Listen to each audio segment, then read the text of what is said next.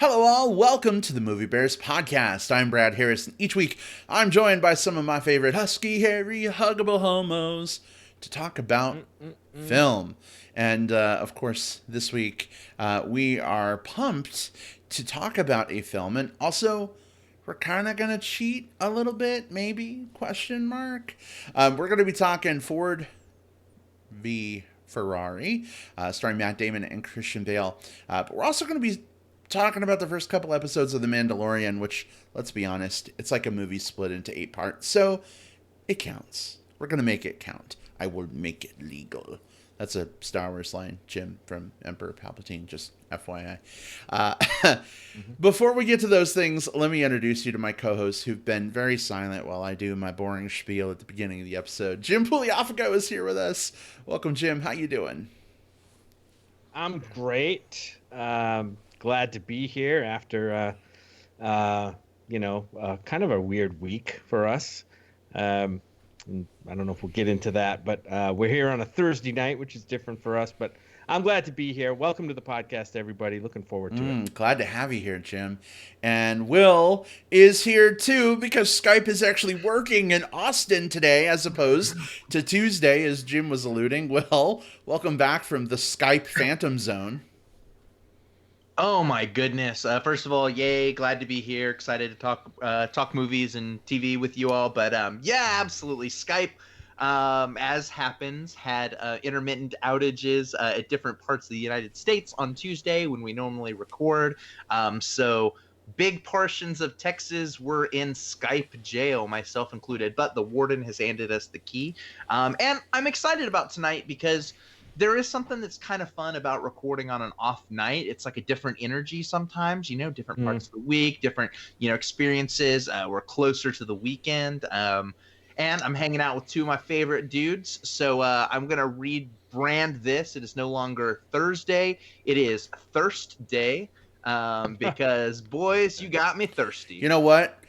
I'm sorry we don't have video again. That was a kaput. But if it's thirsty, well, I'm taking my shirt off. Woo! Oh, there you go. There we go. Hairy chest on the podcast. I do the same, but I've got a long sleeve shirt on. It's kind of cold where I am in this house. Well, my office is always it's like 50 roasting. degrees here today. Yeah, it's kind of a chilly day for us, and I totally dig that. But yeah, hey. Want to give a big shout out. We've got some folks who are with us in the live chat. Kevin Ryan is here. Hey, Kevin, good to see you. Welcome. Sam Booster is with us as well from Tucson. It's funny, we were just talking about the Mr. Rogers movie that's coming out this weekend. And that got me thinking about Romper Room, which got me thinking about saying names. Jim, you always used to joke about that once upon a time. I see Kevin and Sam.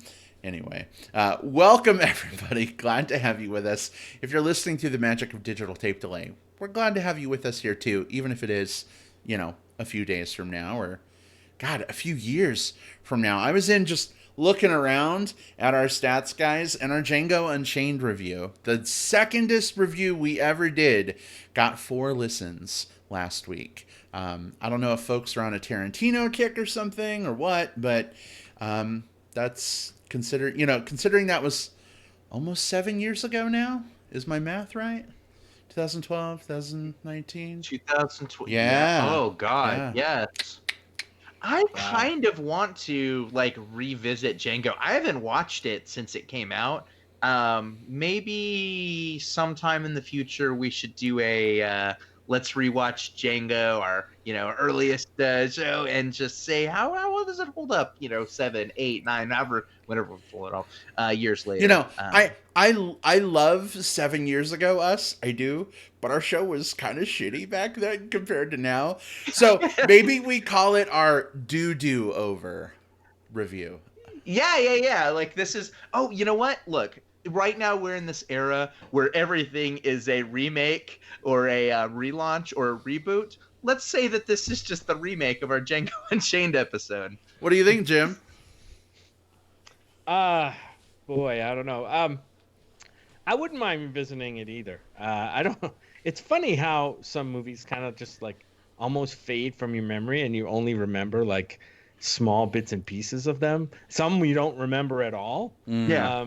And I think that's kind of one of them. It's like there were some memorable sequences in that movie that I kind of remember, but a lot of it I don't. So, yeah. I mean, probably not anytime immediately soon, because we're about to hit that just like absolute crazy roller coaster of a award season heading, but there's always that like weird week in like January, February when it's like this versus like I Frankenstein or something like that, and so we're never taking a break from watching movies. Yeah. From now through January, it's like all the prestige movies are going to be coming out, and then it's going to be award season. We'll be doing our end of year stuff, end of 2000, the best of 2019, and then before you know it, we'll be maybe getting ready to go to South by again. So it's then it's immediately into summer preview because summer is now according to the movies like March now. I think we will find a hole to fill somewhere. Yes, we will. That we will do. But I've I don't seen know that movie too. Yeah. Well, this is why my movies to watch list that I keep a running list of only grows. It never really shrinks. I swear I don't know how many movies. One of these days I'm going to count. All right, next show I'm going to report how many like movies that I need to see that I haven't seen yet are on that list. Oh, absolutely. Especially this time of year when we are, like you mentioned, like we're on that push through award season, right? Like, and all of these movies are coming out. Ones that are harder to skip. There's times over the summer where you can just kind of skip a movie. You're like, it's not for me. But a lot of these films are in the discussion. This week alone, in this 7-day stretch, I have 7 different trips to the movie theater to like catch up on things. It's fucking bonkers. So yeah, this is I say this isn't the Django week. here's an example of Jim's movie list. About 5 years ago, our friend Sam White from Denver was visiting, and Jim had mentioned that he'd never seen The Stuntman. So Sam got Jim a copy of The Stuntman for his birthday, and Jim added it to his movie list. 5 years later. Yeah. I've got the disc. I've had the disc for that long. 5 years later, Sam is visiting once again, like a month ago, and he's like, Jim, did you ever get around to watching The Stuntman? And Jim's like, no. So Sam... Why? Sam... It's like, don't you remember I gave you that? So Sam's like, get the disc. We're watching it right now. Yeah, that's such a good idea just to sort of like... You have to force the time in. I'm guilty of something very similar. My friend, friend of the show, Simon, who visits every year for Fantastic Fest, he had this tradition of bringing me something that, like, bringing me like a Blu-ray or a DVD that was a genre film that was from Australian cinema, which is perfect. He's from Australia. He's bringing me this little gift, and so I've added it into the stack. And this last year, he was like, "Have you gotten to the first one yet?" And I'm like, "I haven't, but I promise I'm going to." So the struggle is real. It is indeed very real. A couple more quick shout outs. Hamstracked is with us in the live chat tonight. Hey, Hammy. Glad to have you with us. And Robert is here, who prefers we keep his last name undisclosed. But Robert, glad to have you here. He can be our man of mystery tonight, guys. Mystery Robert. Mm-hmm. In any event, we got a lot. Redford? What's that? I mean, we can say he's any Robert we want him to be. Well, you're not. Yeah, that's right. I'm gonna say he's King Robert from Game of Thrones. Shh! You're not supposed to give him away. You just said don't give him away. Bessie and her tits, Ned. Bessie and her tits. I totally get it. Robert's just sort of in this thing where he's just like, look, I just filmed a bunch of Avengers movies. I'm trying to take some downtime. So, Mr. Downey Jr., we will keep your last name off the show. Oh, shit. Oh, no. And I'm so and all sorry. of a sudden, I feel like we're the panel on The Masked Singer. Well, I'll be honest. Our guesses just now were probably closer than any other guesses on that show ever are. I don't know. That's a different discussion. I'm pretty sure the Rottweiler is Daughtry, but that's another show. Let me just say, I 100% agree with you. That's who I think. There we go. Is. Awesome. Yeah. We're aligned. Yeah. All right. enough with the fucking banter. We have shit to talk about. We are going to be discussing The Mandalorian up first. That, of course, is the new Star Wars series available for streaming on Disney Plus, helmed by Jon Favreau and Dave Filoni, who did the Clone Wars animated series and Star Wars Rebels, another animated series, both of which are fucking amazing. Buzz around is that these guys may be the best thing to happen to Star Wars since George Lucas? Question mark. We're going to talk about that. We'll unpack that and of course talk about The Mandalorian. After The Mandalorian, we'll be talking Ford versus Ferrari. So feel free to hang around for that. If you're listening to a digital tape delay and you don't give two shits about The Mandalorian, feel free to use the time index. Skip ahead as needed to the movie review. But, Jim, Will, are you ready to get some Mandalore goodness going? Oh, ready I am. Yes, let's All go. right. We're going to say this up front. We are going to be spoiling the first 2 episodes of The Mandalorian. It would be impossible to talk about it spoiler-free for the amount of time that we have. We could do a whole show, honestly, on The Mandalorian, but we're going to squeeze it in. Spoilers are going to be happening, so if you haven't seen it yet, if you want to step away for 20 minutes, come on back. Feel free. But here we go. Our discussion of The Mandalorian. The Mandalorian. The Mandalorian. The Mandalorian. That was my best impression of the guy with the long nose that plays a flute. Anyway, Will, if you wouldn't mind, give us just a little bit of, and real brief, of course, but just basic setup for The Mandalorian and maybe some initial thoughts so far. What do you think of this new Star Wars baby from Disney on Disney Plus? Yeah, absolutely. So, The Mandalorian is an 8-part series that was the flagship title of the Disney Plus streaming platform. There are other shows coming later, both in Star Wars and Avengers and all that type of stuff. But this is the show that Disney Plus put out as their, hey, we have original content too. We are 2 episodes in so far out of this 8-episode run, and the premise of this story is we are set 5 years after the events of Return of the Jedi. So think everything that happened there. The Ewoks are all cheering, all of that stuff. 5 years later, okay. And you have this bounty hunter, the Mandalorian, who goes by the name the Mandalorian. He, as part of his people, stays armored the whole time, is off doing bounties, as a bounty hunter is wont to do. But he has to change his tactics and perhaps even change his kind of outlook on life entirely when he comes across an unexpected parcel, we'll say, as part of one of the bounties. And we'll unpack that in a second. But I think what's interesting about this show so much, we've got Jon Favreau as the person behind the helm. You also mentioned Dave Filoni, but Jon Favreau's name is the one that's being kind of slapped all over the posters and stuff. And he's definitely in that creative visionary spot, although he hasn't directed any of these yet. So just want to make sure no one's thinking like, oh, this is the new Jon Favreau directed show. It's not. It's in the producer writing role. I think this is a very, very solid show. I enjoy it quite a bit. I think the Star Wars world is prone to a lot of like both high and low hyperbole as well as like ranks and lists. And I'm going to try to avoid a little bit of that myself, and just sort of dive into how I feel about the show on its own. And I like it a lot. I think the first episode took a little bit for me personally out of the gate to kind of catch its rhythm. I think the first few minutes of it just weren't for me. Probably part of that is they cast Brian Posehn in it, and I thought his role kind of stood out and felt very clumsy, even though he's on screen for like a minute. But as soon as you get past all of that stuff, you get to this really interesting story where the bounty hunter goes on this new bounty. He ends up meeting the Nick Nolte character. He ends up meeting the Taika Waititi character. We'll talk about who all those people are at some point, I'm sure.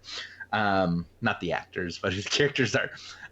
And that happens sort of halfway through the first episode. And for me, that's when the show is like, all right, this is what we are, this is what we're going to do. And it gets very good very fast once that happens. And that level of quality maintains all the way through that first episode and through the second episode, where we get to see a little bit more of the premise playing out now that, surprise, this Mandalorian finds a baby Yoda. I don't know what we're going to call that necessarily, but I'm going to call it Baby Yoda for now. And decides, instead of taking the bounty in, that he's going to protect it.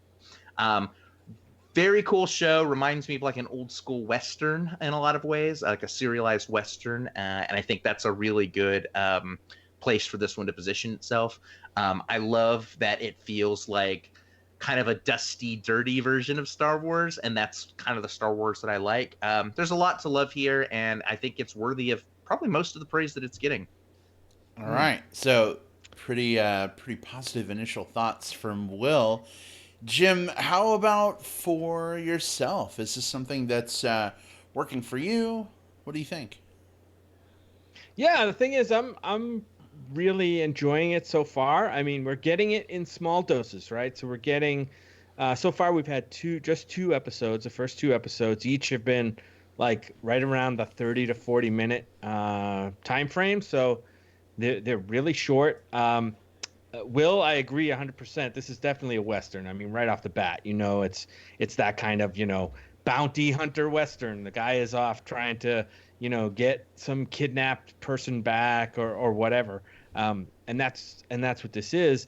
And it's interesting how they're bringing this Western story back, wrapped in the Star Wars package. Like, for those of you who have pets at home, right, when you have to give them pills, you wrap it in a yummy piece of meat. So this is like, if America, if the movie watching public doesn't really dig Westerns much anymore, wrap it in some Star Wars and it'll go down a lot easier, right? So that's what we're seeing. I like it. Time's going to tell how this is. I'd like to see a little bit more character work being done. Right now, in the first two episodes, it's very questy. It's like, okay, we got to go accomplish one thing so that we can go and accomplish another thing, and then keep going. It's a little just plot driven. I like how a lot of this is done without dialogue. So it's all show, don't tell. So that's a good thing about it. I would like to see them get a little bit more into the characters. Some of the characters introduce maybe another character or two, and let's see what this Mandalorian is really all about, other than a guy who's out there just going and doing stuff. So yeah, I'm enjoying it.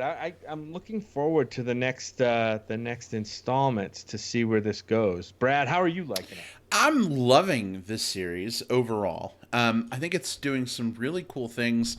You guys mentioned sort of the Western element, and I agree. I used to watch old episodes of like Gunsmoke and Wyatt Earp with my dad and my grandpa, and put futuristic armor and laser guns into the mix instead of, chaps and revolvers. And I mean, it's pretty much the same thing, but with a lovable Star Wars twist. I gotta say, the Yoda baby, and it's not Yoda, but I don't think we know the name of Yoda's race. Not yet, yeah. There was a name that was given in the expanded universe, which is now Star Wars Legacy, which is all decanonized. So I don't know if they're going to use that name or not, but this baby can use the Force, and we saw some cool things happen, and I'm really excited to see what route they end up going with this. And do we know for sure he's not going to give the baby over? I mean, we saw him fly off the planet at the end of the second episode after he got his ship back up and running. Do we know he's going to keep the baby? I don't know that we necessarily do. The first episode sets up this contract, right? And he's going to be getting paid by his Imperial ? Contact in Beskar, which is like Mandalorian iron. It's like the hardest metal in the universe. It's resistant to lightsabers. If you have a Mandalorian fully decked out in Beskar, he's pretty indestructible in a lot of ways, unless he gets hit on his jetpack and flies into a giant monster with tentacles for a mouth. But I'm really interested to see like what happens in the next episode, like whether he tries to steal the Beskar from his contact or like fake him out and take the baby and the medal. I don't know, but I'm excited to see how it shakes out. I haven't been really excited for Star Wars stuff for a while now, and I know The Last Jedi is super divisive, but that like totally turned me off Star Wars in a really big way. And I'm not even that excited for like the new movie that's coming out in like a month. But this has got me excited about Star Wars again. Well, this and Star Wars Jedi Fallen Order, the new PS4, Xbox, whatever game. But I'm pretty pleased with this series so far. Dave Filoni, who helmed Clone Wars and Rebels, is kind of a Star Wars hero of mine. I was super, super sad when Rebels ended. So I'm glad to see that he's involved here. And I love the fuck out of Jon Favreau. It'll be interesting to see if he does direct or if it's going to be more of like a behind-the-scenes kind of producer thing. But I do have a question for you guys. So I've been reading a lot this week that Jon Favreau may be like the guy for Star Wars moving forward. I'm not sure what Kathleen Kennedy's role is going to be when her contract ends in 2021. But a lot of folks are saying it looks like Favreau's being positioned to maybe take a lot of that on. Would you be on board with that, given his work with the Marvel movies, what we've seen so far with Mandalorian? Also, don't forget Disney remakes that, you know, love them or hate them.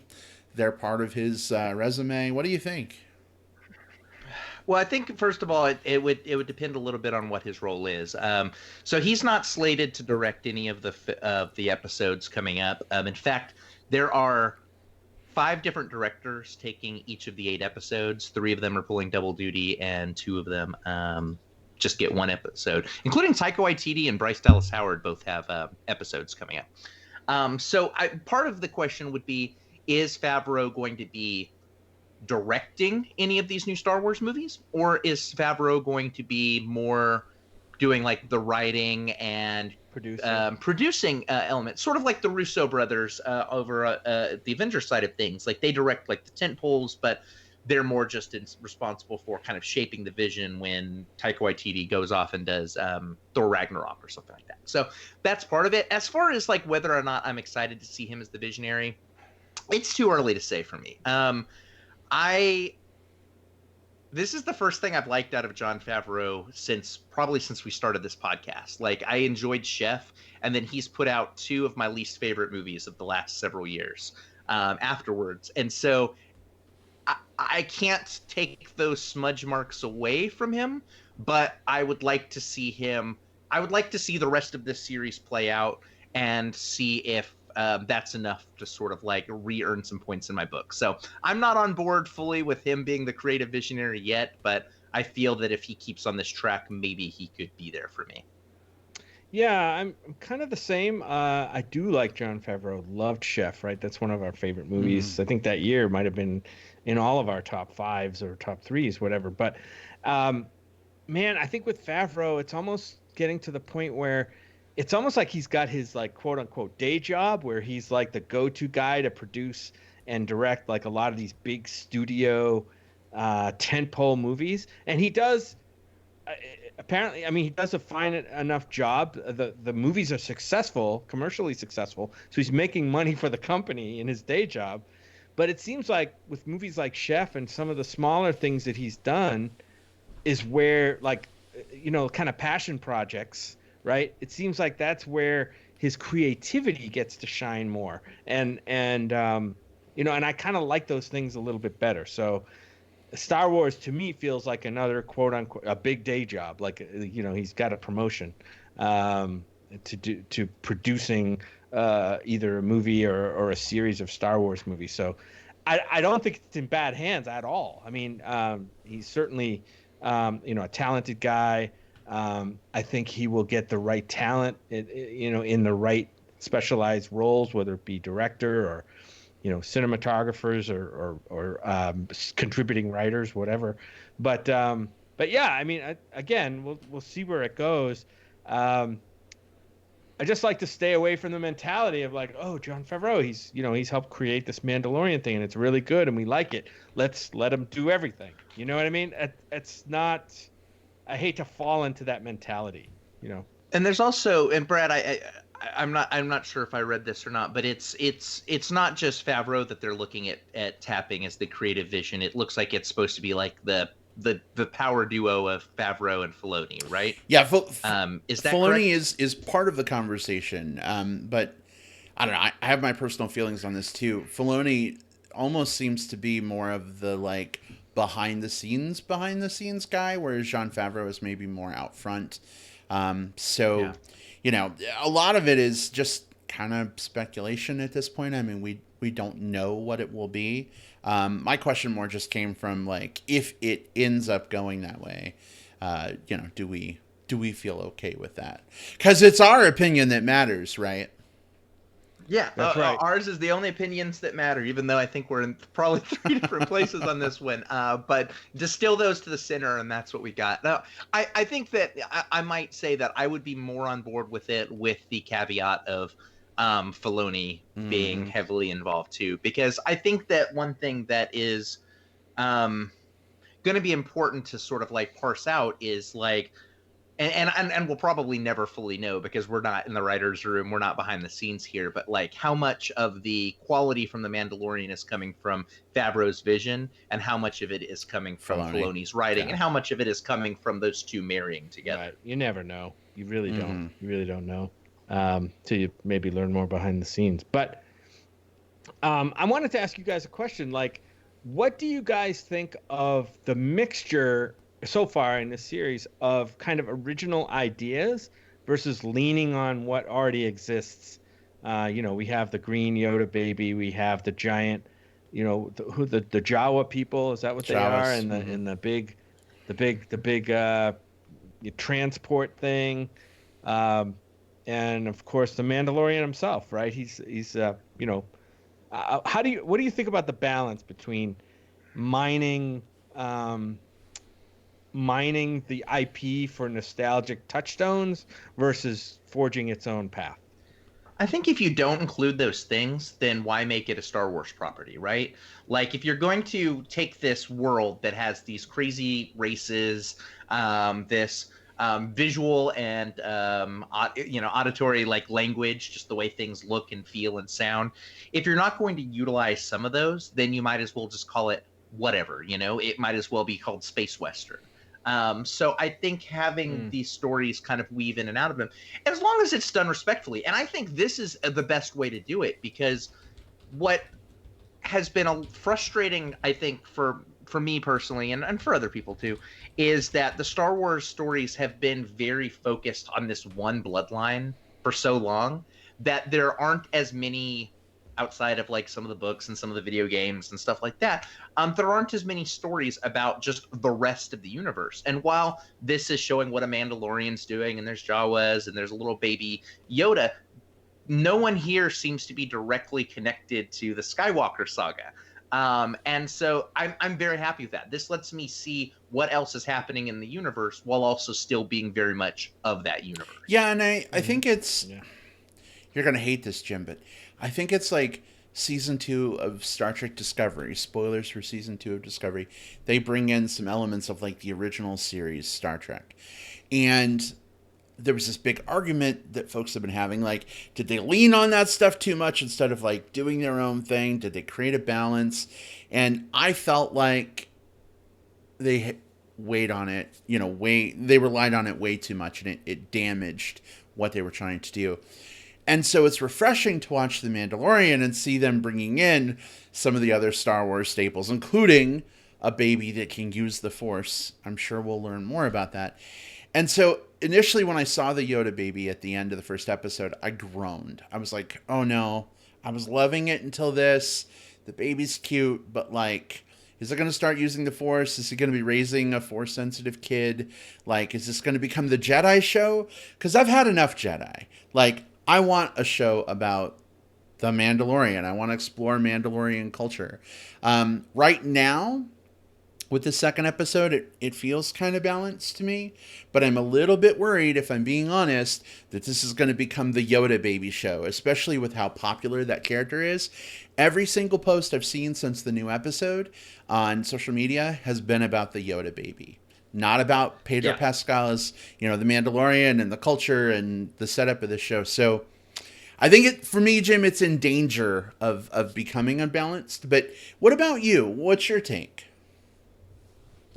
Me? Oh, I think the balance is okay for now. I think balance is fine. I mean, we got kind of was that a new creature we saw in the second episode? The giant rhinoceros thingy that he had to fight for half the episode. I don't remember seeing it before, so thing? I think so. We got a new we got a new droid in the first episode, which I thought was freaking amazing. I hope we get more of that character. Technically, not to be that guy, but he's not a new droid. He was in The Empire Strikes Back. That's true. Yeah, well, it like the IG-88 model. This was like IG something, but it's that same model. Yeah. But it seems like he's made much more of an impact in this short episode, the first short episode, than he did in Empire Strikes Back, being there's kind of more room for that character in a series like this than Empire Strikes Back, where you have all these iconic, Luke and Darth and, everybody else. So, I would like to see more of that. I would also like to see them bring in, like I said, some new characters. I loved seeing Werner Herzog show up. As this big syndicate bounty hunter boss. I don't know what the heck he is. They really didn't describe it all that well, but I definitely would like to see more of him. I hope that wasn't a one-off. I think the balance is okay right now, but I don't see this coming the Yoda baby series. I hope it doesn't. Remember, I assume that all these are already made, produced at this point.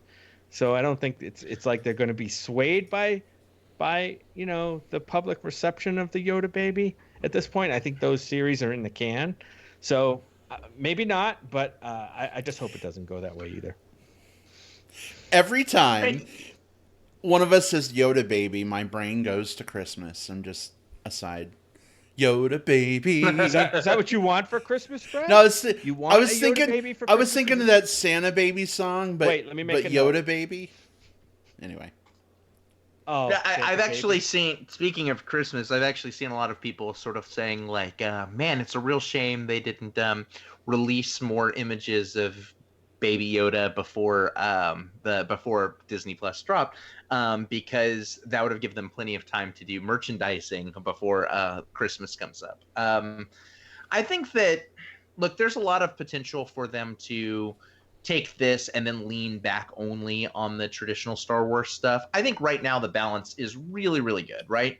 And I think that with a show like this, you have the potential to like one of the little side races, like the one that Nick Nolte played, or even the one that Horatio Sands played in the first episode. Like, those are, I believe, both newish races, unless the Nick Nolte character is an Ugnaught, also from Empire Strikes Back. They were on Cloud City. They were the ones that took 3PO apart. Oh yeah. Okay, yeah, fair enough. So going back to the Horatio Sands one, like that race, the Mithril, or he was Mithril. I don't think I've seen them in anything. And so you could then now expand and tell stories about them. Not that Horatio Sands needs his own show, but you could see what happens when the Mandalorian does stuff back on that planet now. Or conversely, they can just keep sending the Mandalorian through like a bunch of like the greatest hits from the previous, from the franchise, and that's what I hope they don't do. I hope they use that as a start off point, and that they they fold some of those elements in, but that the show finds its own more along the way. Yeah. Right.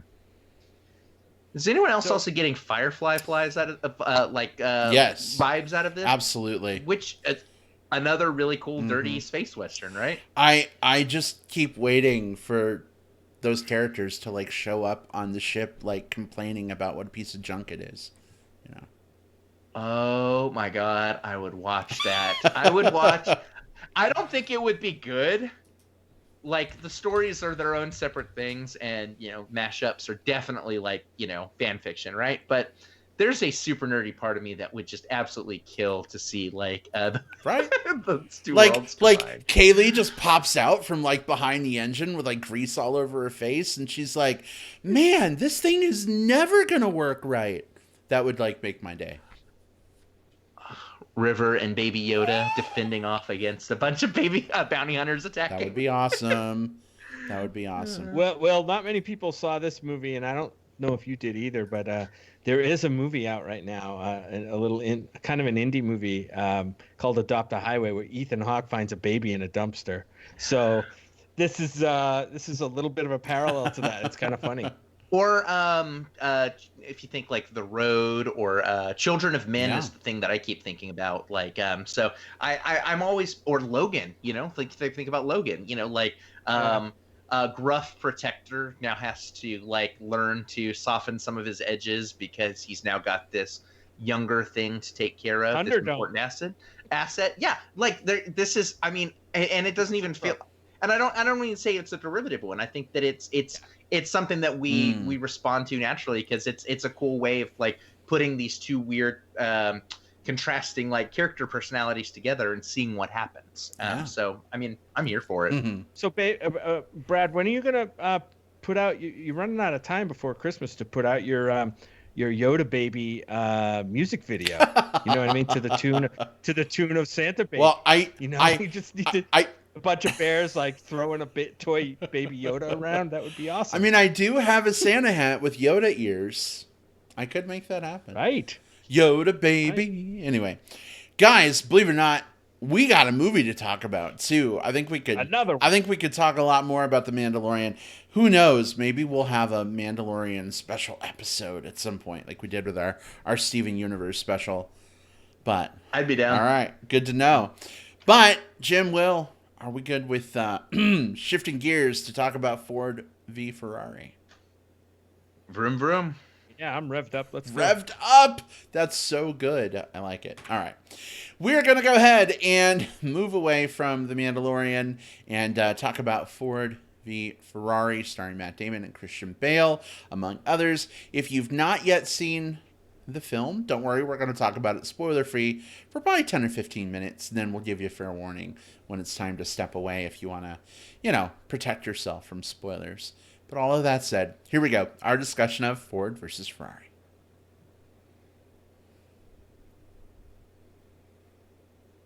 All right, Jim, do us a favor. Spoiler free, of course. Give us a brief setup of this film, and is this worth seeing in theaters, waiting for rental, or skipping entirely? Sure. We've got, as you mentioned, Brad, we've got Ford v Ferrari. This is a new film directed by James Mangold, who gave us Logan, 3:10 to Yuma, I think. And let me see, recently he did Walk the Line as well. He also did one of the Wolverine movies, if I'm not mistaken. And I don't know, you comic book movie guys can tell me if that was one of the good Wolverine movies or one of the bad ones. I'm not sure. But anyway, this one was directed by James Mangold. It stars two people primarily. That is Matt Damon and Christian Bale. Matt Damon plays Carroll Shelby, the famed car designer and innovator, as well as Christian Bale, who plays a driver, a noted driver of the day back in the 60s, named Ken Miles. And the story is about mostly about Carroll Shelby and Miles as they battle corporate interference from Ford, the laws of physics, and their own personal demons to build a revolutionary race car for Ford and challenge Ferrari at the 24 Hours of Le Mans in 1966. So the movie basically is about the buildup of Carroll Shelby's is hired basically by Ford to produce a car that can take down Ferrari's dominance of the Le Mans series, which they have done year in and year out up to that point. So this is basically kind of a let's measure our dicks contest between two car corporations, Ford, the giant American Ford company, and the somewhat smaller um Italian niche sports car company, Ferrari. And so, what really brings this movie to life, I think, is the portrayal of the two lead characters and their relationship. I think it's quite well done. For Now, granted, I'm maybe more of a car guy than you guys are. I don't know.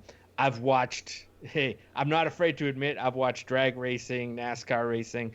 I'm not a historian when it comes to like car racing, and especially Le Mans. I don't really know much about it, but I did learn a lot. And me being kind of at least a fan in the past of car racing, this movie had enough to draw me in.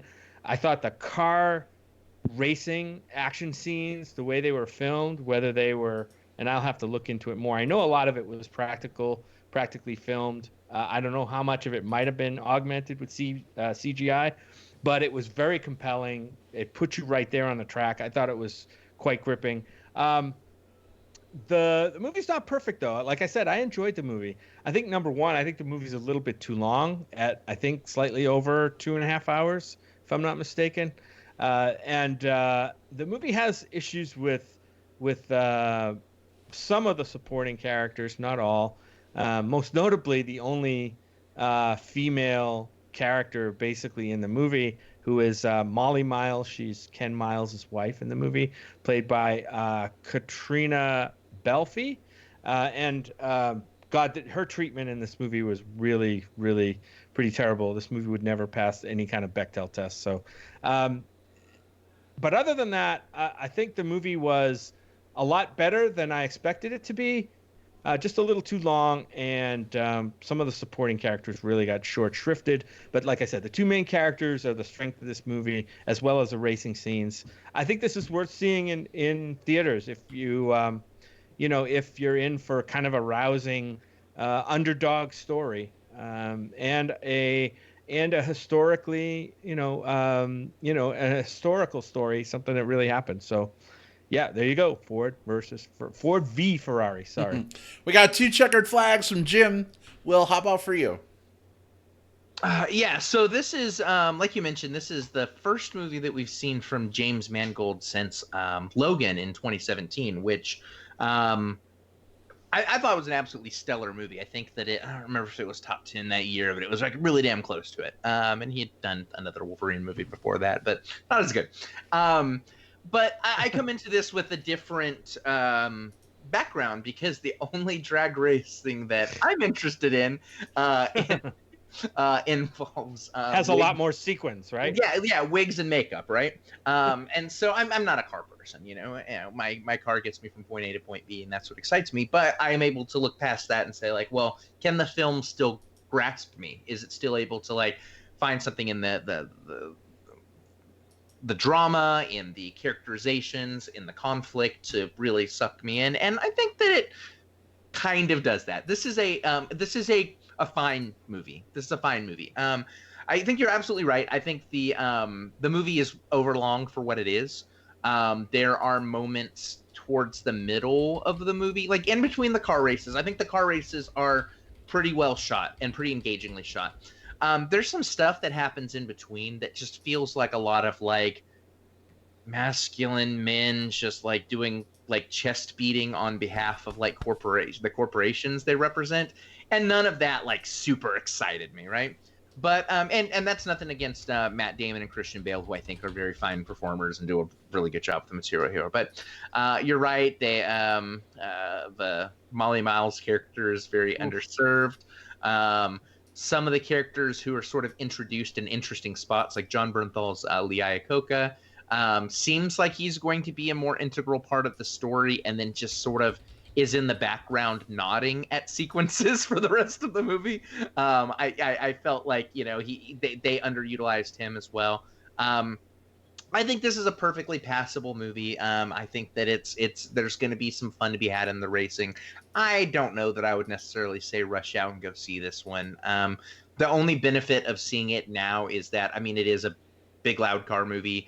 And so that does play well, probably in a theater more so than it would be on television. But that's about the only thing that I would say in terms of that versus like Redbox or Netflix. I will say this though.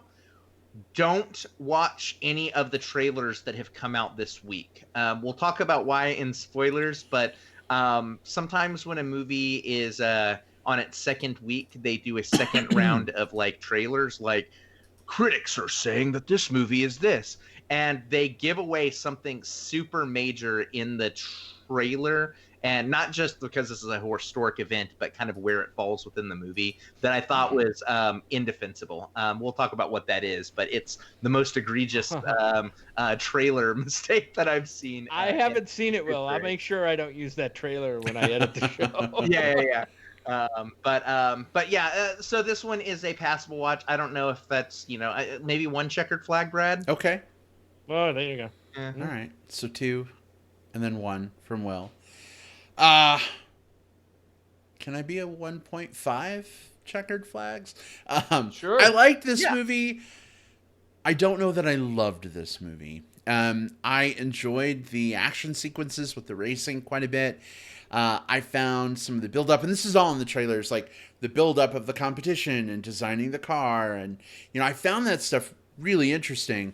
What I didn't find interesting were the repeated plot beats over and over and over in some cases. And we can talk about that more in spoilers, but it's just this like up, down, back and forth, push, pull through the whole movie that like, I know they're trying to tell a historical story, but like if you're going to do it in movie form, I feel like, the pacing for the racing has got to be a little better to keep me. Pacing for the racing, like it. Thought you might.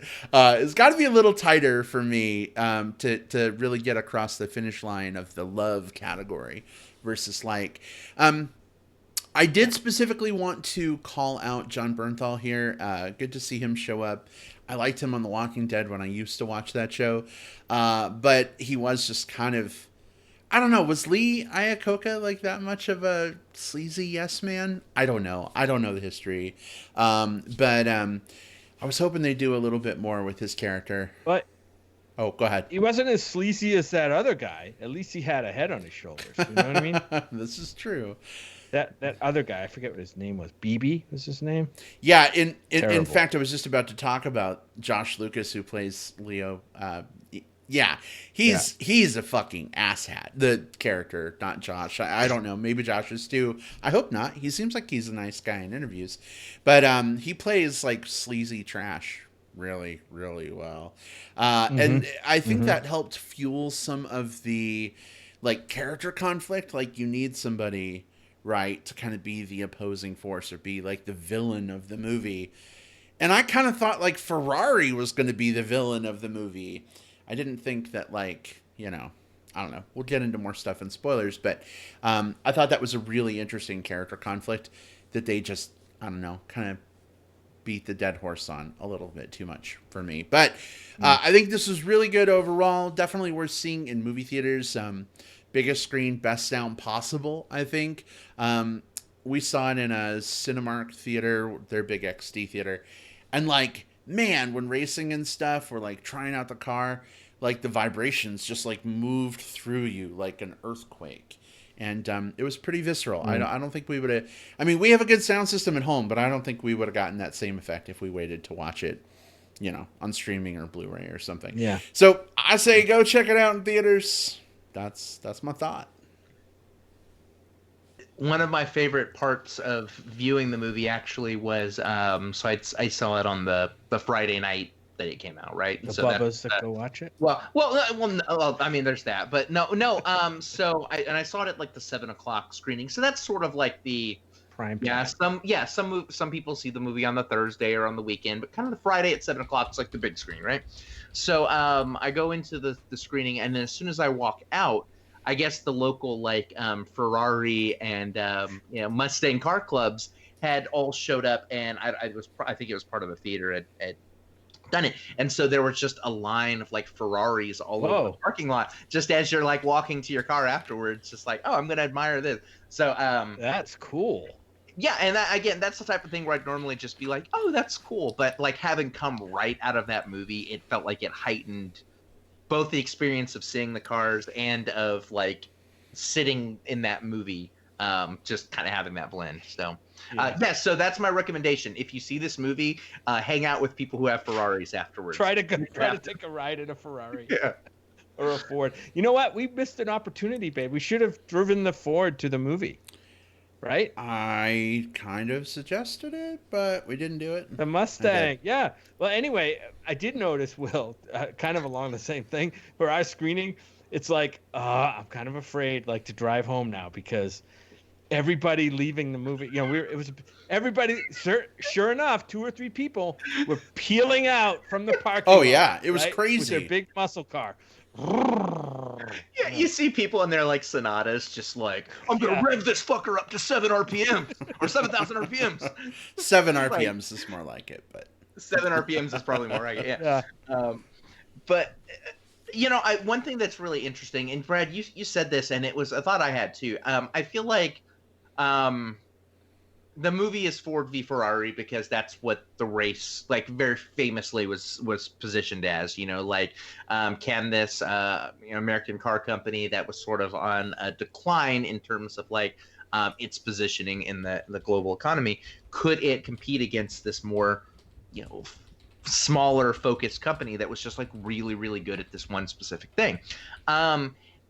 And the film definitely hit on some of that, but you're absolutely right. Like, it really much became the mustache twirling villain of Leo Beebe as the worst one. And I've read a couple of things afterwards, and you never know about these things, but there's a lot of people that know Leo Beebe, either worked with him or something like that, that are just like, oh yeah, this movie is kind of a hit job on him. Mm-hmm. I don't know how much that is true, but like at the same time, I felt like his character felt weird for me in this movie because he felt like a very cartoony villain, and he was the only one who felt like that. I felt like they probably could have toned him back, and I would have respected him more as a villain, if that makes sense.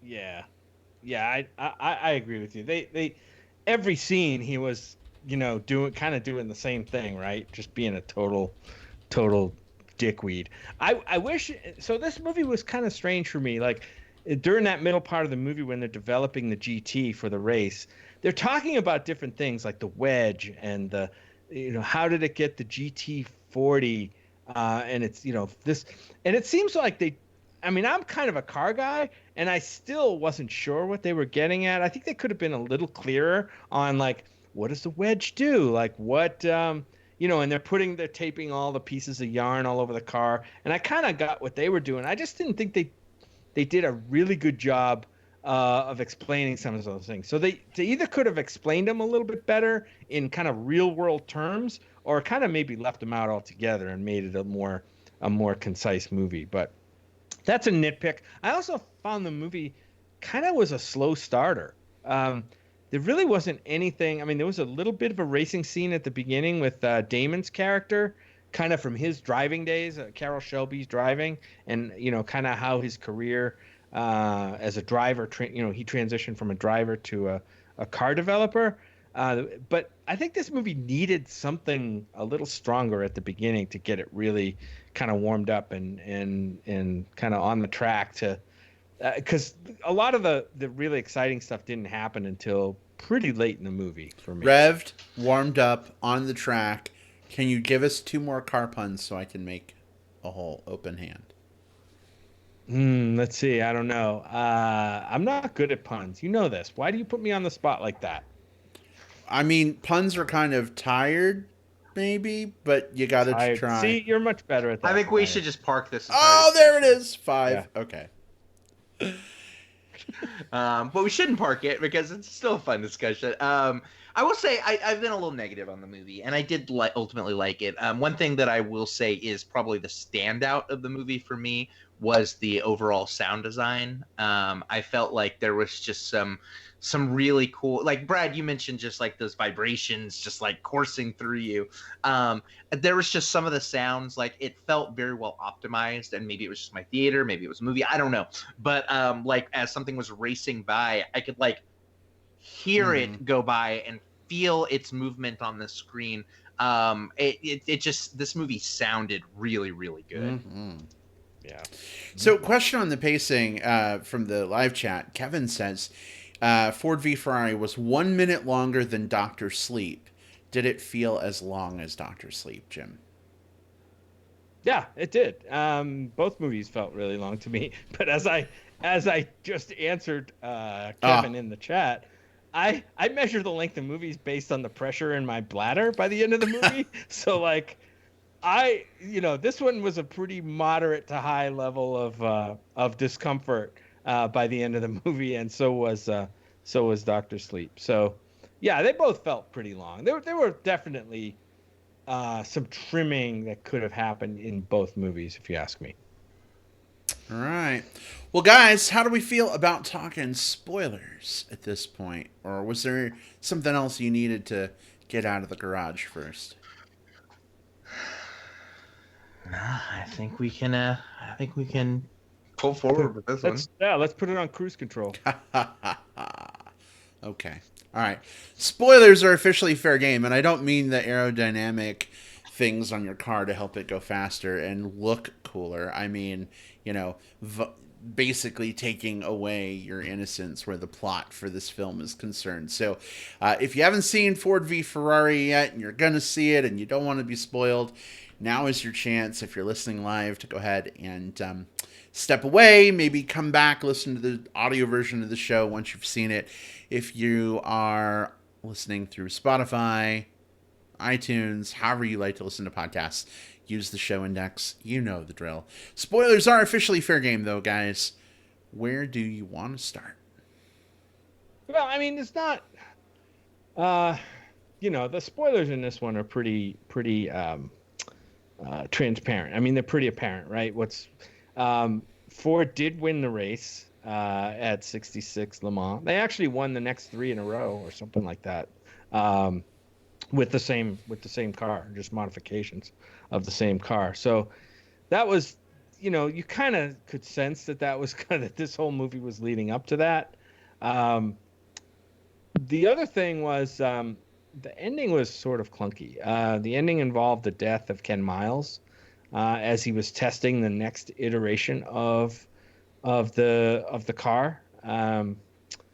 They kind of foreshadowed it a little bit. When they talked about when they were walking away from the victory at Le Mans on the track, they were talking about like lightening up the body with like aluminum, and I think they mentioned honeycomb, and they try to implement a lot of these things a little too quickly in the next version, and they say that contributed to Ken Miles's practice crash or test run crash that killed him. But you could see that coming a mile away when they cut to that scene of him testing on the track. I mean, I'm saying to myself, there's only one reason they're cutting to this scene, and that's to kill Ken Miles. And that's exactly what happened. So maybe I'm dumb. I don't know, but it was a total surprise to me that he died. I didn't know the history, and I guess maybe I wasn't paying attention enough to like catch the telegraphing of it. But it was like visceral for me when it happened. But then I'm like, wait a second, he survived a fireball earlier. I'm sure he's okay. He's gonna walk across the desert. But then we switched to Matt Damon like pulling up to the house and everything that happened after, and I was like, oh my god, he actually died. Like I was emotional about that. I thought it was shot very well because for me it wasn't a matter of like whether it was telegraphed or predictable or not. I felt like they shot it in such a way that we were on this basically victory lap with him, right? And we were zoomed out very far away, and you see him sort of like weave a bit before like flipping and rolling and boom off in the distance. And I think that framing specifically made me go like, okay, he's not getting out of this one. And that's good. That was good cinematography. They filmed that in the most compelling way possible. Now, the trailer that I said to avoid, the one that's like the one that came out, I guess, this week is sort of like a remind people they need to go see it, basically says, and you'll want to stay to the end for the surprise that happens, or something along those lines. And it's just like, why the fuck would you say that about this type of movie? Like, at that point, if I had seen that beforehand, I would have at the end of the race been just like, okay, well, what happens afterwards? Like, who's gonna die? Like, what's gonna happen? It would have very much changed the experience, as opposed to just sort of being in that moment. And I say that as someone who didn't know the history of him myself. I guess someone that was more familiar might have had a different experience. But I just hate when trailers do that. Mm-hmm. No, yeah, I mean, I didn't know the history. I didn't know really that Ken Miles had died in that way so shortly after the race. I just when they cut to that, they cut for they have this victory thing and it's all done, and then all of a sudden they're cutting to this practice stuff, and I'm like, don't tell me this movie's like another hour long. Yeah. It's not like another race. So something must happen here because this is they already kind of ended the main thrust of the movie. So Well, this is kind of some weird. I kind of thought it was going to be some kind of like, epilogue or reconciliation. I mean, the whole thing that happens, like, oh, let's slow the car down so that 3 Fords can cross the line together, and then that, fucking Ken Miles over. I felt like even though Ken Miles afterward was like, oh, let's try aluminum, honeycomb, whatever, like there needed to be some kind of like closure to that or something. I was like, is Henry Ford II going to be at the test track? Is Ken Miles going to punch him and then like walk away from the project? I didn't know. And Sam in the chat says he wasn't expecting Ken Miles to die either. He says, actually laughed because I thought it was business as usual. But then when Shelby looked back at Miles' son, he knew Miles must have died. And that's kind of how it was for me too. And does anyone else think it's ironic that like a race car driver's last name is Miles? Oh yeah, like it's. Oh, you didn't know that distance of measure was named after him. Yeah, right. Yeah. This one guy just completely fucked over the metric system. Yeah, exactly. That does seem like a Christian Bale Ken Miles thing to do. They're still pissed at him, and they're still pissed at him over in Great Britain for fucking that up. No, I think that there's. I think you've got to include that coda at the end of it because it feels like, to your point, Brad, absolutely. After the 3 past the finish line, you can't just say, bum, bum, bum, bum, wow, and like end the Ken Miles story there, regardless of what actually happened. You have to follow that story forward. And I think the compelling thing here is this is a person that was so, if you want to put a narrative thing around someone's death, which is a little gross, but this is a person that was so dedicated to like what he was doing and was so passionate about kind of like pushing the limits and pushing himself beyond so that he could find perfection, to find that perfect mile, that there is a sort of like narrative perfection or a narrative beauty in like his death being the thing that kind of caps off this story and the way that it impacts his wife, his son, and Shelby. They had I don't want to harp on it, but they had telegraphed it earlier in the movie too, when the son's like, did you ever like get burned in a car? Or I forget what it was. Like there was an accident that he did escape from, and then the son's asking questions about, will the fire suit protect him and all that stuff, and I'm like, that's kind of like, what is it, Chekhov's fire suit? Is that what it's called? It's going to come back later in the movie. But yeah, I wanted to talk, we kind of brushed on it a little bit, but the wife character was terribly written here. She was really just, seemed like the stereotypical housewife role, worried about his racing, but ultimately supporting him. She's only there to support the male characters. I just wish they had either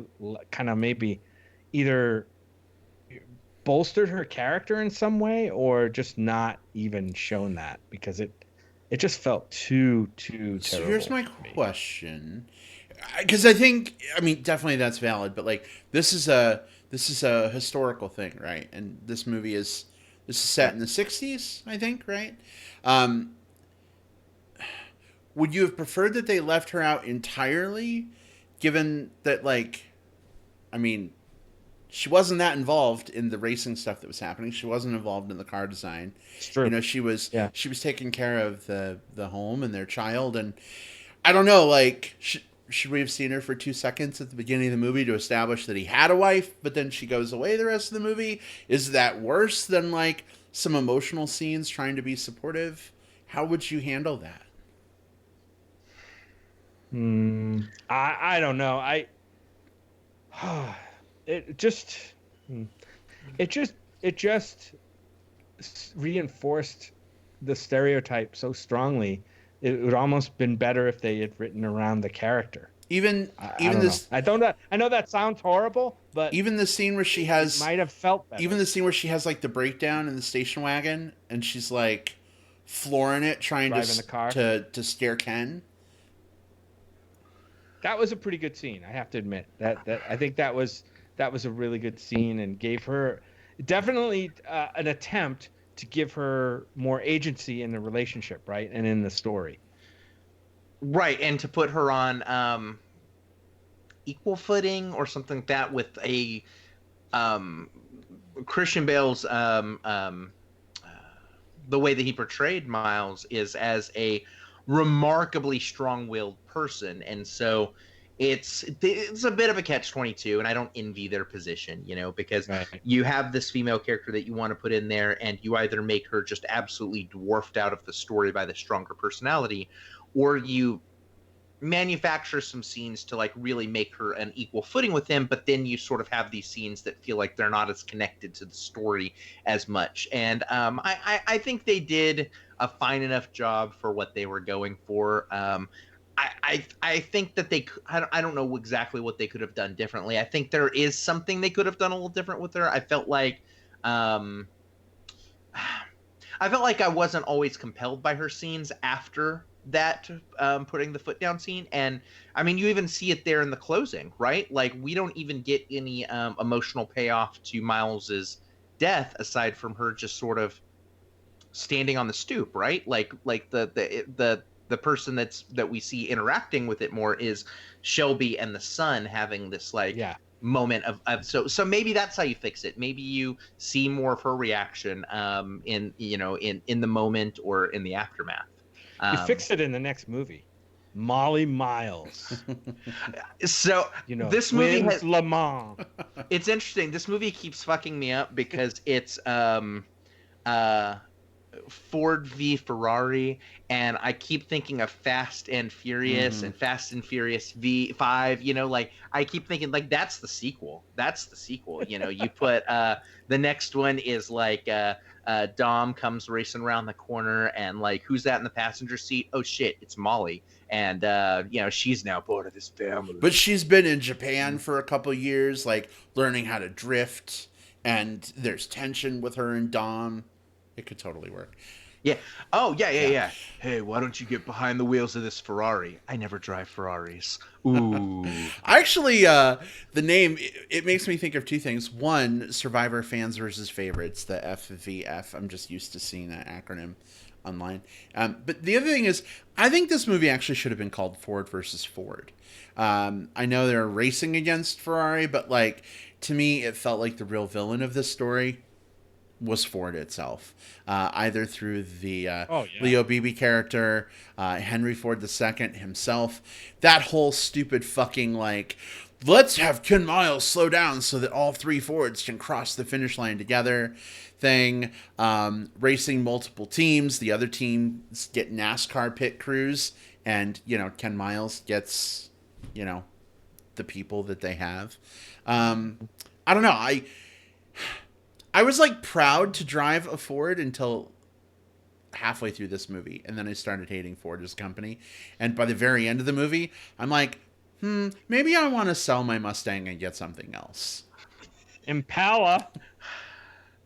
I have a question for you, Brad, because I think that this is a very you raised a really good point. Like, so you gave it like the 1.5 checkered flags beforehand. Like, do you think the needle would have been moved for you one way or the other if you had the exact same movie? Like, not a second of it was different, except for just a different title that didn't set up the expectation of Ford v Ferrari and set up more about, like the inner machinations of Ford. Would that have affected like the way that you viewed the movie or kind of your preconceived notions of it? I think it would have slightly changed things a bit for me.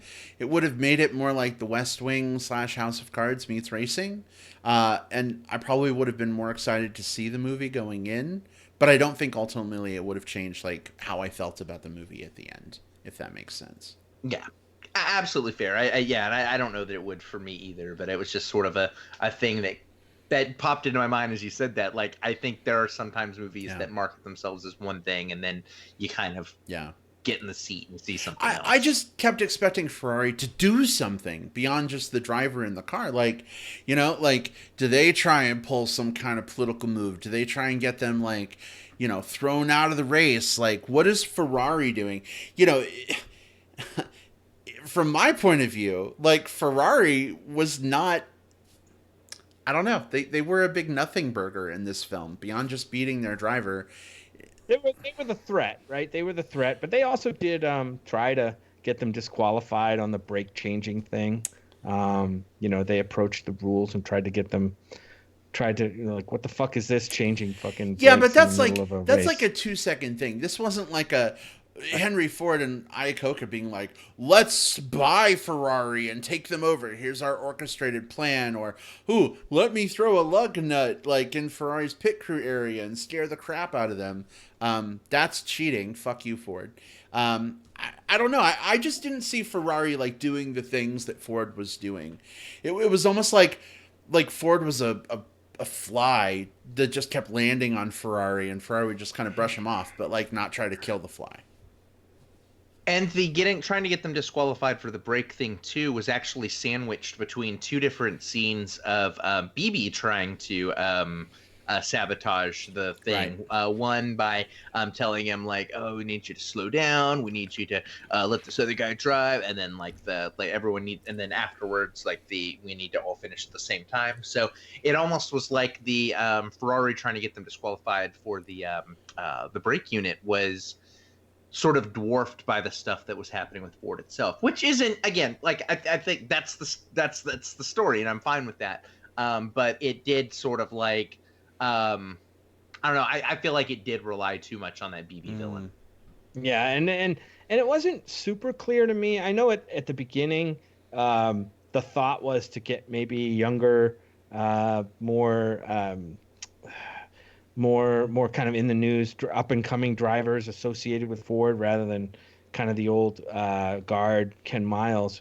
But toward the end, middle and end of the movie, it kind of felt like the adversarial relationship between Miles and BB was personal. Like seemed like there was something under the surface, and that was interesting to see, but a little confusing because you didn't know what the heck was really driving it. And I also loved the scenes between. I thought some of the strongest scenes in the movie I thought were between Carroll Shelby, played by Matt Damon, and Henry Ford, the Henry Ford character, kind of in the boardroom. I thought those were really some of the best written scenes. How Carroll Shelby kind of had a way of taking this, this character that was kind of a giant in the industry that everybody was kind of afraid of and had all these little, kiss asses around him. And just like with just a couple of things could kind of put him in his place. I think that's a very good point. I think one of the things that we sometimes forget about with Matt Damon is just how charismatic a human being he is, and we see this with some of the stuff that he does as an advocate.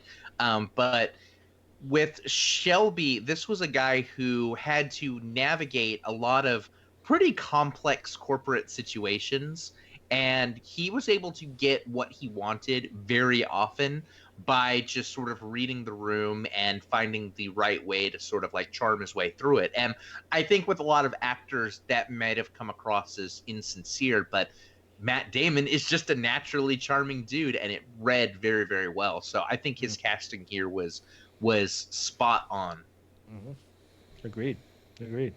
I got to read something in the a couple of things in the chat, guys. Thanks a lot for participating in the show. We really appreciate it. Mike Lovin said the international title of this movie is Le Mans 66. So there may be something, Will, to the thing or Brad, I forget who said it, about the FVF title in the U.S. trying to pull in maybe some of that audience from Fast and Furious, right? Because that it kind of has that. It's definitely more of a attractive title, I would say, in the U.S. versus Le Mans '66, I because mean, Le Mans is a race that not a lot of people in the U.S. even really know I mean, about. But people would. I Go ahead, was Brett. just gonna say, I'll be honest. I didn't know what the fuck Le Mans was like before I went into this movie. And then seeing the movie, I'm like, oh, okay, gotcha. It's a very famous race. This is what it is. Da da da da. But I think if this movie was called Le Mans '66 here in the U.S., I mean, I would have no idea. Big flop. Big Oh, flop. well, people would be. I don't want to see no movie with subtitles. Like It must be French. but like I think that's the yeah. So I get why they wouldn't call it that, but Yeah. And Sam reminds us that early in the movie we have to remember that the whole reason the whole kind of dick measuring contest started between Ford and Ferrari, it was supposed to be kind of a deal, right? They were supposed to. I think I don't think they're trying to buy Ferrari or whatever, but they put an offer on the table, and then Ferrari used that offer to get Fiat to raise their price. Yeah. And kind of fucked Ford over, and that really pissed Ford off, and he was just like had a bee in his bonnet for them. But didn't they do that Didn't Ford try to buy Ferrari to like win the competition or whatever? Like, wasn't that a calculated move? Or yes, they did it, yeah, and to sort of like renew sort of like faith in like, hey, we're the same company that we were like prestigious once upon a time. We still are. Look at it. We can look at what we now own and look at what we now make. I honestly think if I'm thinking back on some of my favorite scenes of the movie, like I think that bidding war stuff with Ferrari, Ford, and Fiat kind of early on was amongst some of my favorite. Yeah. Like I thought that was just very interesting, and it really did that was the most, I don't say menacing is the right word, but that was the most adversarial that Ferrari felt this entire film. And that gave me kind of everything that I was looking for, like watching all these people just sort of like, yeah, there's a lot of tension between the companies and between the people involved. And then you could see how that tension between the companies then caused tension within the companies as well, and the people within them. So I like that a lot. I would watch a boring procedural drama, I guess, about the inner machinations of car corporation purchases, I guess. Maybe if, as Kevin said in the live chat a little bit ago, Kevin wow, why is my brain not working? It was Kevin Miles, right? That's his name? Ken Miles, that's what it is. Ken. Okay, my brain is blending things. If Ken Miles' last name was actually Kilo, maybe they'd have had better luck approaching Ferrari. Ken Kilo. Yeah, the alliteration is much right. Better, sure. It's like a comic book superhero name, like Secret Identity. By day, Ken Kilo, mild-mannered car mechanic. Although that sounds maybe more like he'd come from a drug movie. Ken Kilo. He's a Breaking Bad character. Johnny Depp is Ken Kilo. It's the new film in the Sicario franchise. It's the sequel to El Camino. Yeah. Kilo. Anyway, any final thoughts? That's what Kevin Ryan said. Any final thoughts on Ford v Ferrari before we wrap up with some plugs? Nope. No, I think, like I said, I did enjoy a lot of it. Glad I knew a little bit about racing, but I think there's still a lot in here for people who don't. This one's so interesting and kind of where it fell in everything too, because I think if you had looked at like, okay, at the beginning of the year, what are the films that are most likely to be in the awards discussions at the end of the year? I think Ford v Ferrari is one that probably a lot of us would have said like, oh yeah, maybe this one's going to be positioned for Best Picture, or maybe you'll see some acting nominations. But it really feels like the gas has been let out of the tank on this one as we push through award season, right? Like, not saying that this won't get any nominations whatsoever, but it feels like, I don't know, it feels like it's being dwarfed by a lot of other things in a way that I wasn't expecting going into this award season. So take that for what it's worth. maybe some of the big categories, but I could still see it competing for some of the tech categories, sound editing and stuff Sound like design, that. absolutely, yeah. Yeah. Indeed. Guys, Yep. Mike Lovins, by the way, hey, Magic Mike, good to see you. Says, sorry I missed the Mandalorian talk. Mike, we're bummed that you missed it too, but feel free to go back, have a listen. Let us know your thoughts on the Mandalorian. We'd love to hear it. Kevin says, I'll bet it'll get something from sound, from what you guys have said. Just catching up with the live chat. Yeah, that makes sense. I would be all for that. And Jay! Oh my gosh, I've known Jay for like 20 years. Good to see you in here, Jay. Seems like Jay kind of feels the same way here. So, man, a lot of people in the live chat tonight. So good to see everybody. Thank you for joining us for our discussion. We're going to go ahead and move on to some plugs. The last couple shows, we've skipped plugs because we were running out of time. But you know what? We're running long. But we're going to do them because plugs need love too. So, Hey, Brad, I got one question for you first. It's a super short one. Just sort of in the spirit of the movie we just saw. Do you know what type of car that Baby Yoda would drive? What kind of car would Baby Yoda drive? A green gremlin. No. I like it. That's good, but no, I do not. A Toyota. Oh, nice. I'm proud of that. That's really good. I shouldn't be proud of That's that really one, good. but I'm proud of Hamstracked called it out in the chat too. That way to go, Hamstracked. Congratulations. All right, let's do some plugs. My plug is also kind of a cheat. Sorry, not sorry. My plug is for a video game that has also got me excited about Star Wars again. I mentioned this earlier. It's a game by EA. Don't hold that against this game because it's amazing. Star Wars Jedi Fallen Order. Basically, Jim, kind of like the Spider-Man PS4 game that came out last year. Remember we like watched YouTube video that like put all the cutscenes together like a movie? You could totally do that with this game as well. I am enjoying the fuck out of playing this, but you know what? If anybody wanted to skip all the like frustration and dying and, you know, trying to get a handle on hard combat, I mean, just look for a supercut of the cutscenes from this game a year from now. It'll be like one of the best Star Wars movies you've ever seen. Completely loving the story. Voice acting is fantastic. Deborah Wilson from Mad TV doesn't get enough love. She's not in enough things. But she voices a major character in this game.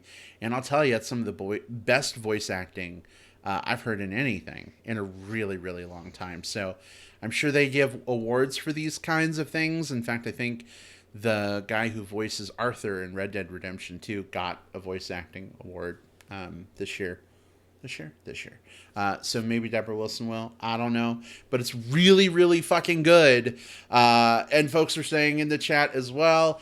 Jay, I agree. Deborah Wilson is amazing. So in any event, if you're craving good Star Wars outside of the movies, Star Wars Jedi Fallen Order, pretty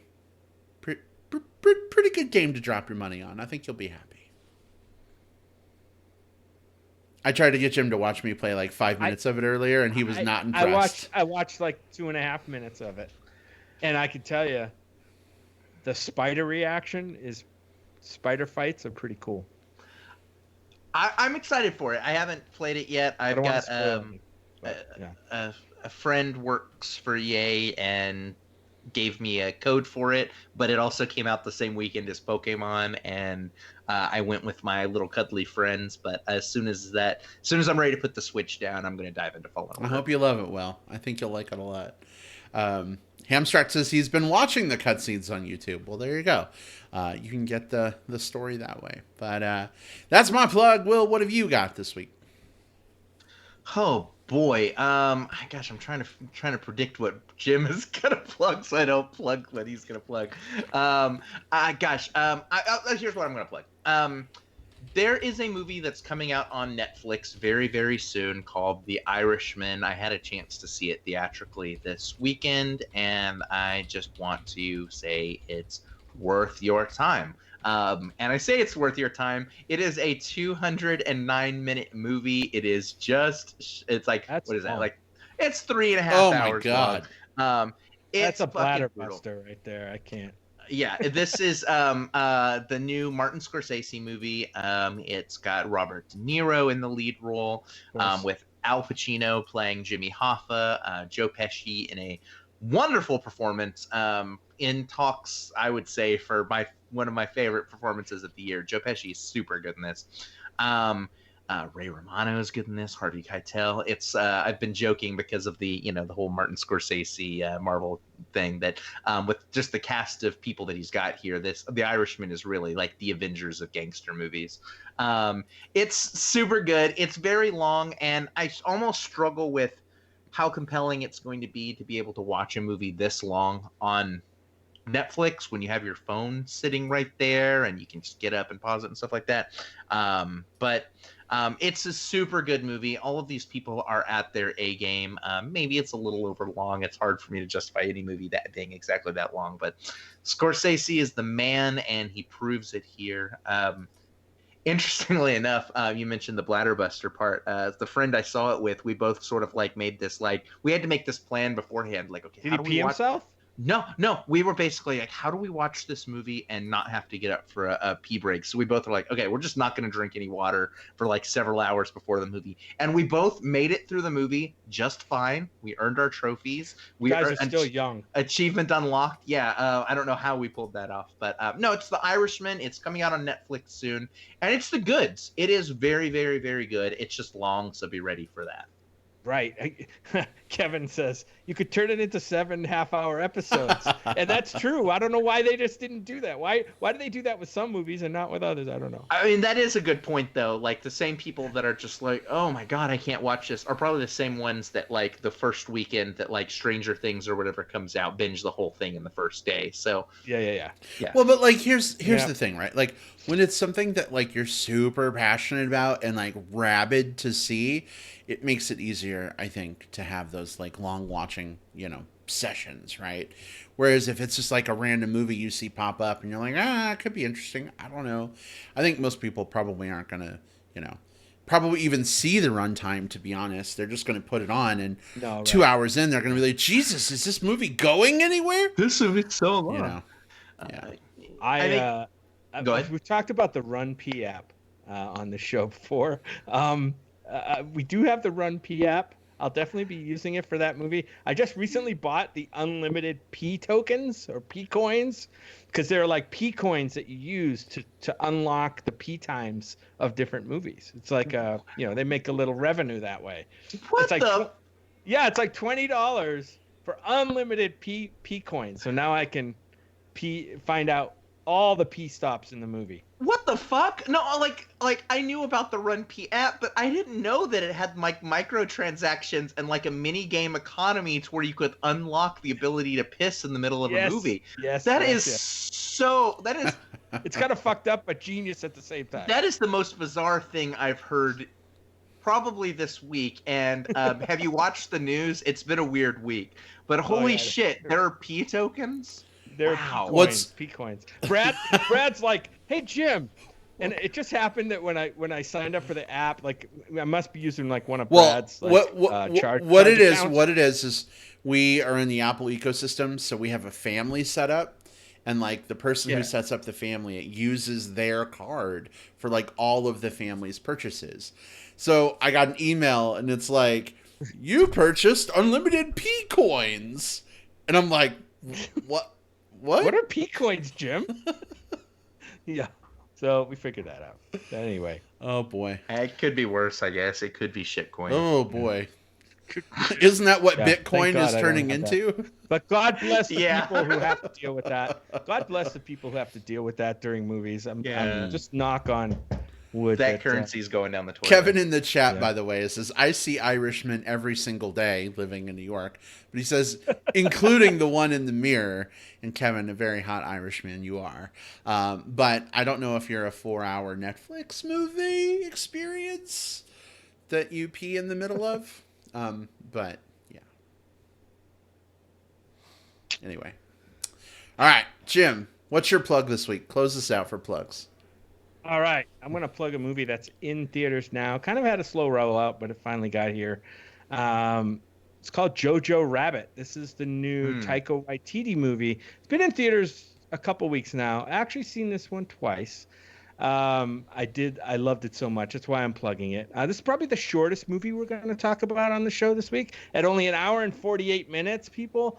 If you like Taika Waititi, I think he's got a great mix. If you've seen movies like Thor Ragnarok, if you've seen Hunt for the Wilder People, this is very much in kind of that vein where, there's a lot of quirky comedy kind of mixed in here. This movie is about a 10-year-old boy named Jojo who lives in Nazi-occupied Germany right near the end of the reign of the Third Reich, and he has he aspires to be in Hitler's special forces, whatever they were called, and he has an imaginary friend who is Adolf Hitler, played by Taika Waititi. This movie kind of buoys itself, especially in the beginning, mostly on the comedy, and it may work for you, it may not, as the case in some people we know, and then but it also has some really hard-hitting stuff in it, like gut punch kind of things that happen in this movie. I'm not going to spoil anything in this movie, but it surprised me in a lot of ways. I kind of see, like, Taika Waititi. I've also watched another Taika Waititi movie called Boy. A lot of his movies, he seems to be really good at working with getting really good performances out of kid actors in a lot of these movies. And the movies have a common thread about kind of the end of childhood innocence. And this movie, I don't view this movie as a takedown of Nazis or Nazi Germany, right? In my mind, that's kind of obvious. And this movie doesn't. It's not the strongest takedown of Nazi Germany. It's it kind of soft pedals it a little bit. And the humor has been divisive for some people in that vein. But I don't see it as strong a satire as much a kind of end of innocence movie, and a really good one at that. Great performances by the main kid in this, Roman Griffin Davis. Thomasin McKenzie from Leave No Trace is in this movie. She's fantastic, as is Scarlett Johansson. It's called Jojo Rabbit. Look for it in the theaters. If you don't catch it in the theaters, definitely look for it when it comes around on VOD. Wonderful pick. Co-signed. All right. Excellent. Well, I think that about wraps us up for the show this week. Just in case anyone wants to reach out and chat movies before we talk about Frozen 2 next week and maybe the new Mr. Rogers movie. Jim, where can people find you online? Find me on Twitter at JJP Out West, all one word. That's my initials, and Out West. Also, you can find me, of course, on Facebook under my name, Jim Pugliafico. All right. And Will, where can people find you on social media? Hit me up on Twitter. I am at Whatever Cove. I'm a little more active on Facebook, though. My name is William Lindis. Just send me a message so that I know who you are. You can also follow me and interact with me on Letterboxd, a social site for film reviewing and listing. I'm super active there. I would love to share my reviews with you and to see the things that you're passionate about. Letterboxd. All right, awesome. And you can find me on Twitter at iBradPro, as well as on Facebook. Just search for Brad Harris. I'm the one with Chub Chaser Bear friends, probably in common with you. Definitely send a message first. Guys, I got totally fooled by a bot this week. The bots are getting so much smarter. It really sounded like a real person, but then when they started talking about being from Nigeria and wanting to send me $12 million, then I knew that the jig was up. But like, it legit looked like a real bear profile. It wasn't like super thirst trappy like most, fake profiles are. So I don't know. I don't know who to trust on Facebook anymore. Maybe I'll just become a hermit on some planet with porgs for a company and throw lightsabers away. We'll see. Sounds perfect for some people. It's perfect for me. All right, everyone. I want to just give a big hearty thank you to everybody that joined us in the live chat tonight. Man, we had a ton of people. We couldn't even keep up with all the comments. We tried, but thank you for some great conversations. I actually go back and like to read the chat transcripts after the show to catch up on all the things that I missed. So even if we don't say something you said in the chat on air, thank you so much for being part of that conversation in the chat. If you're listening through iTunes, Spotify, whatever app you like to consume your podcast through, and you want to be part of the conversation, well, just look up the Movie Bears podcast on Facebook. Give us your thoughts on the post about the show. We'd love to hear your comments as well. Thanks so much, everybody, and we'll see you. Gosh, next week is going to be Thanksgiving here in the United States. I can't believe it. It's coming up fast. Right around the corner. Got to figure out what I'm going to eat. All right, everyone. We'll see you later. Tofurkey. Right. I am dreading the year Jim finally becomes vegan because Thanksgiving will be forever transformed at our house. I have to go shopping. Apparently, they make like a Beyond Roast, so that's what I'm going to have to learn. All right. Well, enjoy. All right, everyone. We'll see you next time. Goodbye. Bye. Bye.